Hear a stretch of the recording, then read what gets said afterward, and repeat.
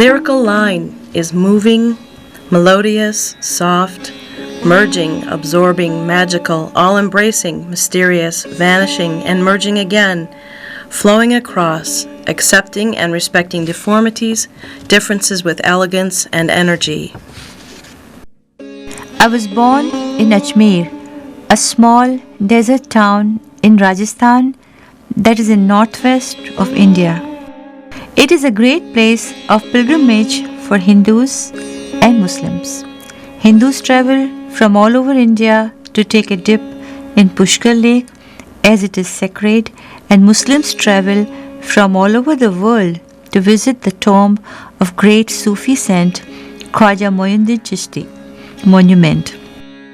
My mother was a very spiritual person. Though she was a practicing Hindu, but she believed in one God, who is the source of all life on this earth and beyond. She transferred her belief in all of us, and I am the youngest of 10 brothers and sisters. And she often said that we are the children of same God and there's no difference in Hindu, Muslim, Christians or Jews.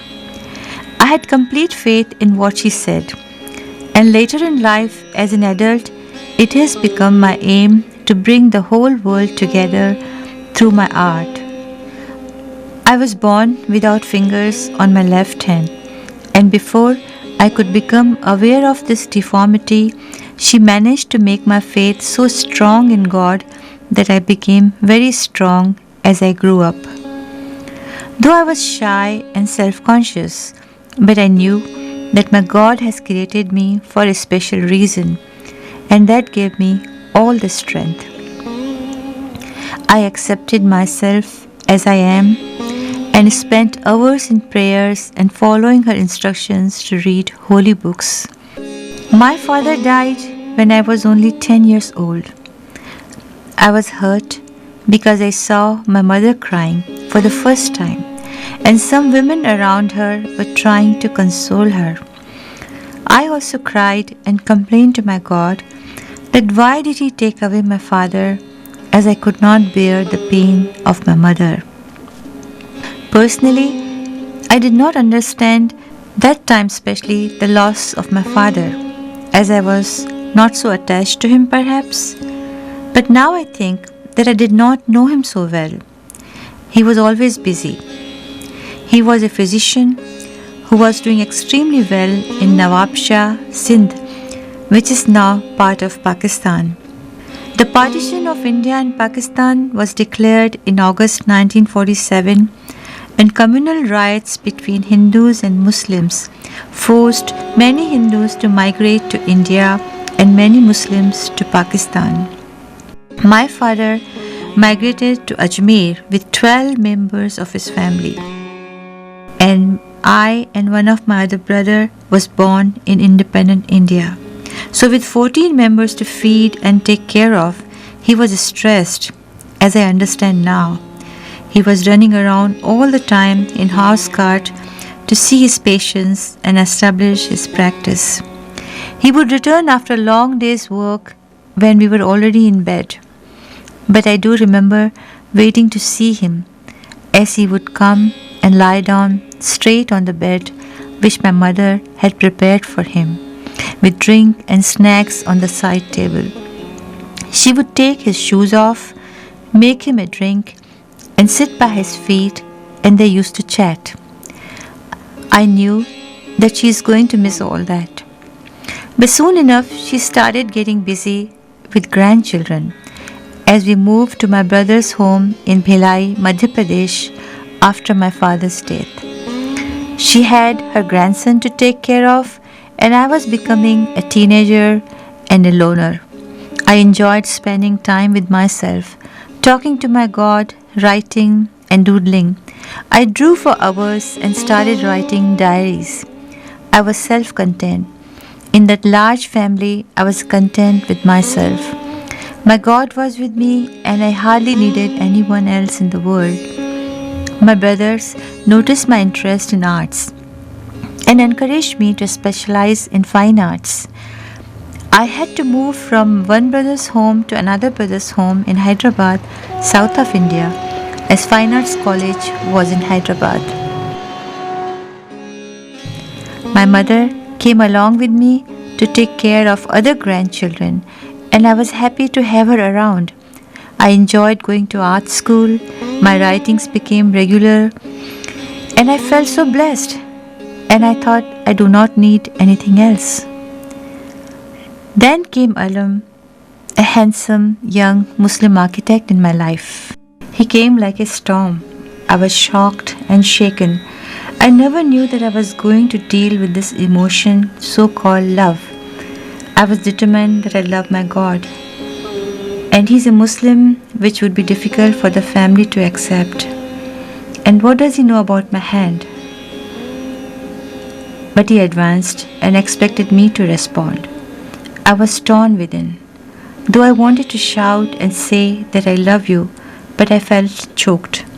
I prayed and asked for help and gained enough strength to tell him about my hand and hoping that will put him off and I'll be saved of going through the second hurdle, which was religion.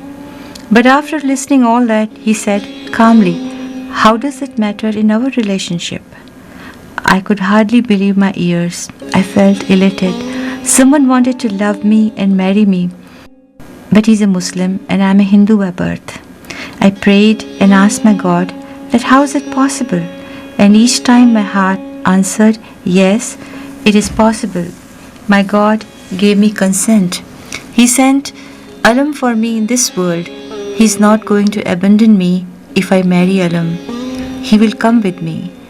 I was so reassured that I became fearless. I conquered all real hurdles, and opposition of the family did not matter.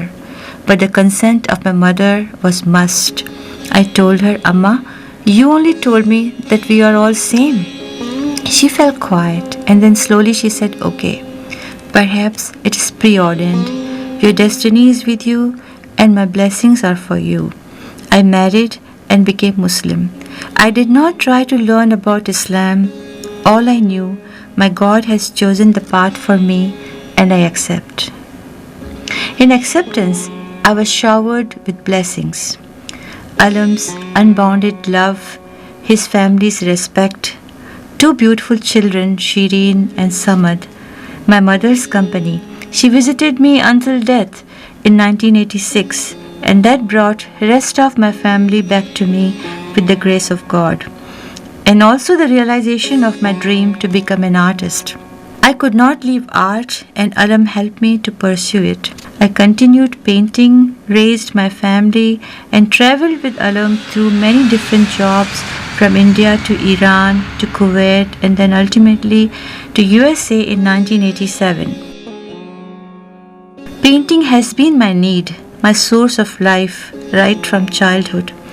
It was a secret covenant with my God that I want to spread that love that He has bestowed upon me to the world through my paintings, my writings, through all my work. I know time is slipping by and I have to complete this task until death ends this moment of action. I have to face my God with my answer.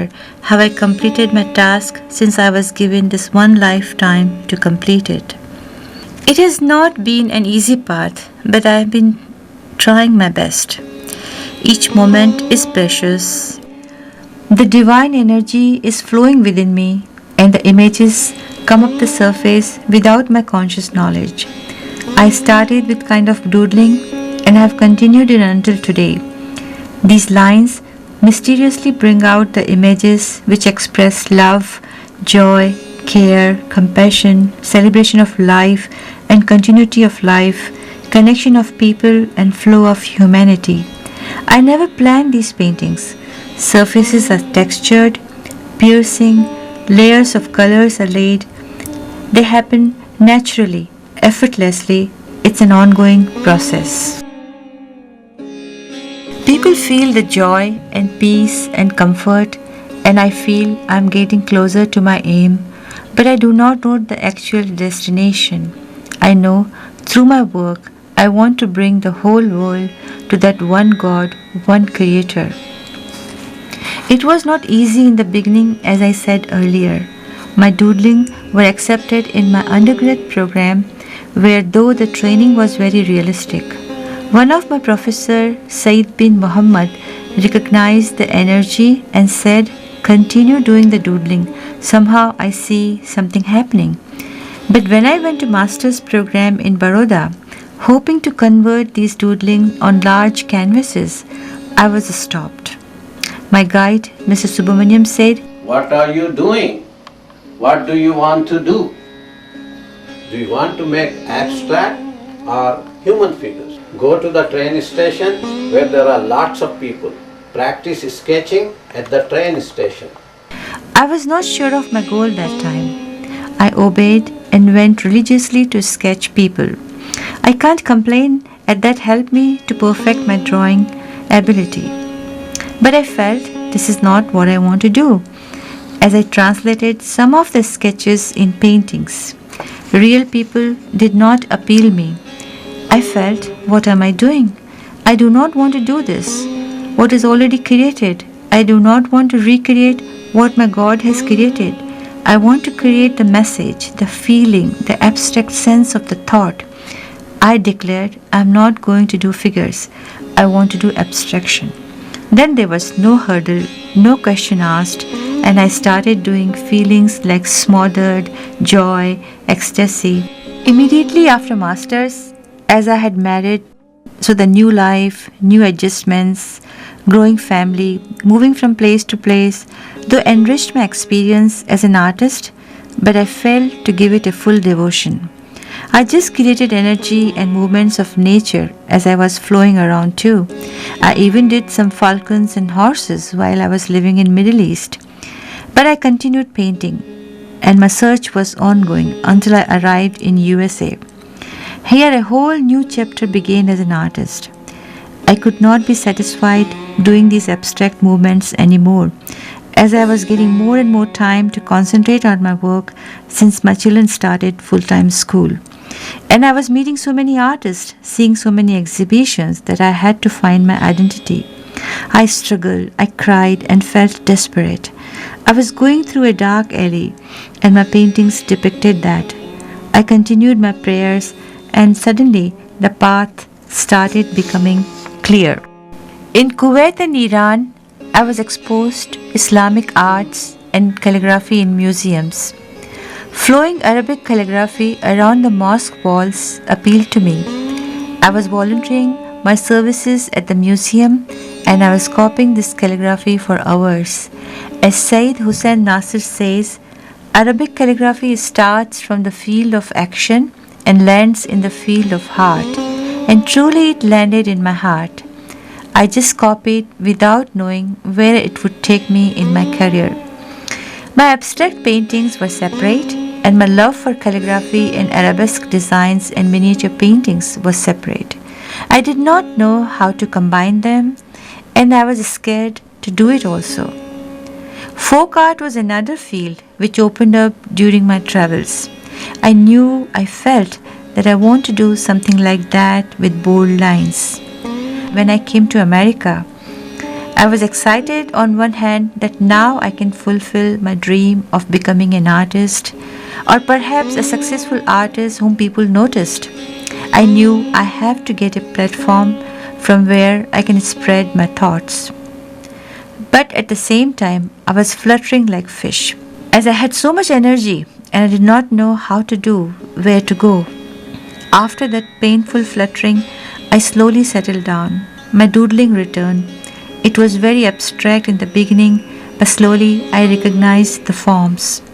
I found the practice of doing so many sketching from life at Baroda station coming back to me. I find the flow of copying Arabic calligraphy returning. I was amazed to see these formations. And during that dark period, I also joined Michael Kessler's classes at Baum School of Art, where he introduced me to acrylic layer paintings. And I'm so grateful to him for that. I had started recognizing my path, and within few classes, I knew I have found what I wanted. Acrylics gave me freedom. I was relieved of the painful waiting of oils to dry. I could use my pen and ink on the acrylic surfaces. I could paint and add textures as desired without worry. I really felt that I'm free. And top of everything, I did not have to answer Mr. Money's question, what do you want to do? Human figures or abstract? The question which kept bothering me until my God released my soul to flow. I flew with these images. Surface did not matter. I used paper, board, canvas. Size did not matter. I worked on small size of 8 inches by 12 inches to 60 inches by 90 inches effortlessly. I'm continuing to work and enjoying myself. I'm grateful to God for each moment. And I have started realizing that I am working in series as I work on 2, 3, or 4 paintings at the same time. This allows me to let the expression release completely and keeps my spontaneity alive. I have some themes going on since last few years, like I have been showing women's in group always doing various activities together. I personally feel that women have great strength and energy and also softness, love and compassion, and if they come together, they can bring the whole world together. My faces do not have features as I feel strongly that we all are same. It is the same spirit and in the end we are all human beings. Then why bring these differences in by giving each figure any kind of identity? Through my lyrical and continuous line, somehow I connect them to show spiritual connection and the flow of humanity.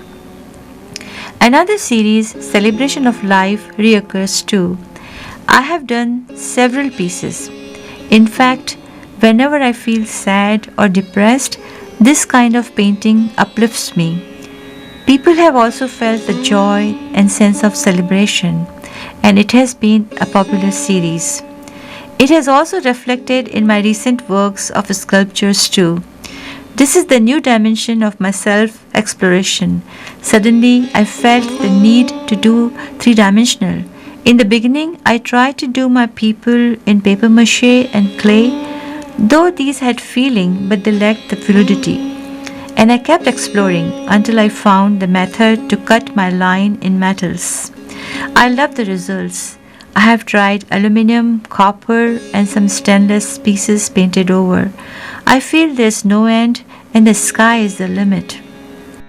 Another series, Golden Moments from the Journey, is ongoing. Here, my influence of miniature arts from Persian and Indian periods is reflected strongly. I had always loved the jewel-like compositions and recreated them in my style of painting a few times in 90s also. But this square form board with another square board glued to it, giving it some kind of relief, has appealed to me most. Through these compositions, I am not recreating the miniature paintings, rather I am representing my stories from the past. I have traveled many places and there are many precious moments so fresh in my mind that I want to recreate them in this ongoing series. Whenever I feel nostalgic, I return to this series.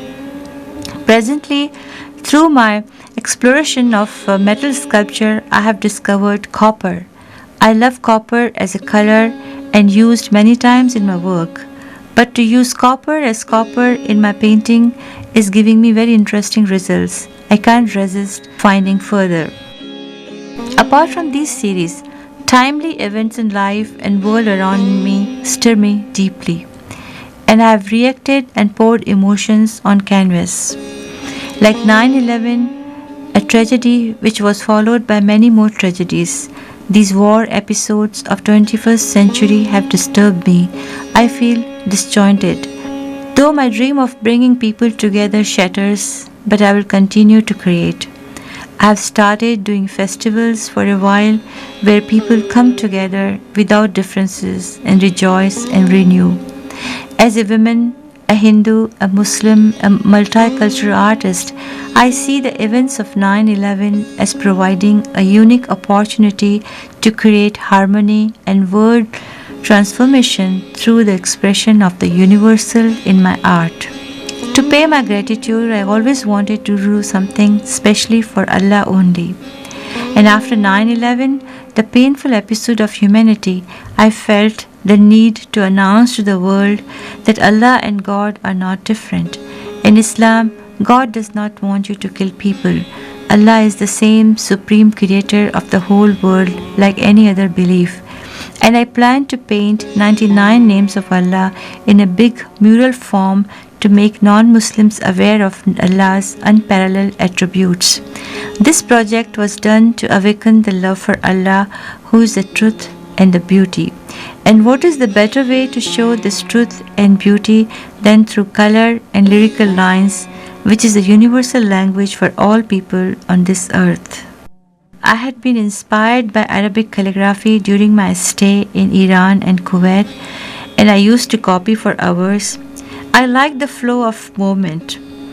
I also learned to read and write Arabic to get this flow in my writing. I do not deny that this practice freed my hand more, and I have been hooked on to doing it now. I have done many designs with calligraphy and Arabic designs, though I never went to learn proper classical calligraphy because more than rules and strict discipline, I was moved by the flow of letters. I looked at the books and because of my training as an artist, measured with eye and just continued to flow. In fact, the strong impact of Islamic arts and calligraphy combined with my training as a fine artist gave me a new direction to my career as an artist in USA. I started designing Islamic greeting cards, Islamic calendars, calligraphy paintings, stationery, etc. Although to begin with, my company Your True Greetings was started in the hope of a little income to help the family settle down, but slowly it became a modestly successful women-owned business fulfilling the needs of Islamic communities here in North America. I continued with this faith that I am doing something for Allah, and that is how this business has given me satisfaction despite the cruel reality of handling it. I am enjoying each moment of creation, and I am grateful to my great Creator for giving this gift of blessing. This is Salma today.